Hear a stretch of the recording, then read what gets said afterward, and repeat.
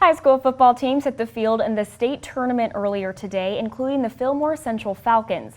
KIMT News 3 Sports' Mary Peters joins us now to tell us more about that one, Mary. Yes, Alex, the Falcons made program history by punching their ticket to the state tournament this season and then won their first game at state. The Falcons took on a tough Minnesota Vikings squad earlier today.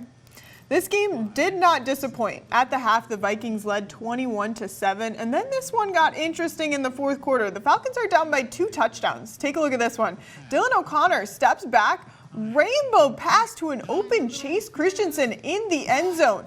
The Falcons cut the lead by the Vikings to just a touchdown, 28-21. And then just over 4 minutes to go in the game. On third and long, O'Connor with another long ball. Bryce Corson pulls that one in. The Falcons are in business again, and just inches to go. QB keep, and O'Connor finds the end zone. Fillmore Central goes for 2, but cannot complete it. The Vikings lead 28-27, and that would be the final. Minnesota advances to the championship game.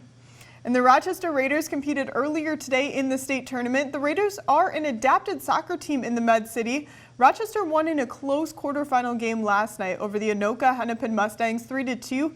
And the Raiders competed in the semifinal game against the Dakota United Hawks this morning. The Hawks got the 7-1 victory. Dakota went on to win the Class A championship game.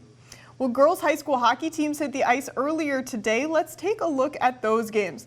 The Albert Lee Tigers squeaked by with a 2-1 win over the River Lake Stars.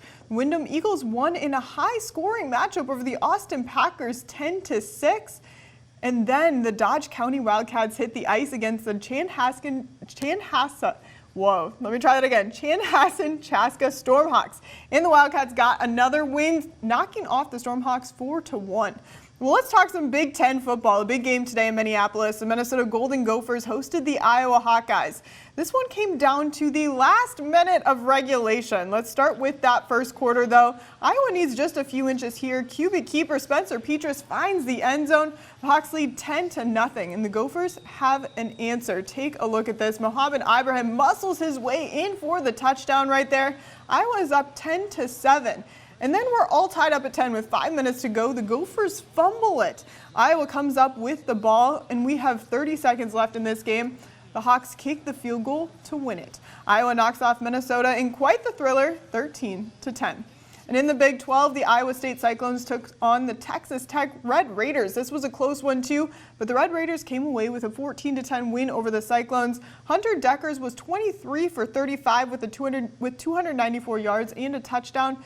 Xavier Hutchinson had 8 receptions for 101 yards. The Cyclones wrap up their season next weekend at the 4th-ranked TCU Horned Frogs.